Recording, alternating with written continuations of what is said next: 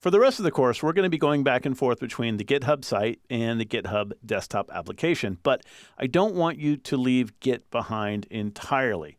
Remember, you're going to reach a point in a basic workflow where the GitHub application can't do what you need it to do, and you're going to have to fire up the command line and work directly in Git.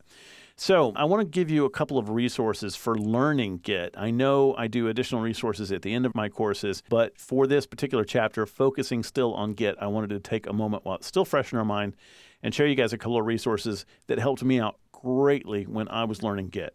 So if you go to the Git homepage at git-scm.com, there's a link to documentation, which will lead you to the book. Now, this book is the entire Pro Git book that you can download from Amazon. It goes through everything about the short history of Git, all about version control, the basics of it, installing it, and it's extremely well written. There's great diagrams and things on here to help you sort of visualize what he's talking about. And you can see, looking at the entire TOC of this, that there is a lot here. Now, I will be honest with you, it took me about a week to go through all of this, and I kind of made up my own Git repositories and just did everything locally in terms of working all the way through the book. And afterwards, I felt like I really understood a lot of the concepts of Git. It really helped sort of solidify that for me. And I still come back to this as a reference for commands that I don't use that often.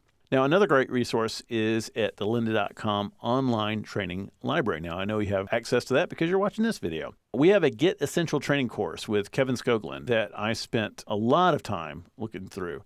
This is a much longer course in terms of dealing with Git than the course that you're doing right now. And he's able to go into some of the concepts of Git in a lot more detail than I was able to do. So I definitely recommend checking out Git Essential Training as well, not only to serve as a resource, but as a way of sort of immersing yourself into Git. So these are two great resources for exploring Git in a little bit more depth. I found both of them invaluable as I learned Git, and I still find myself returning to both of them often when I need answers to a specific question.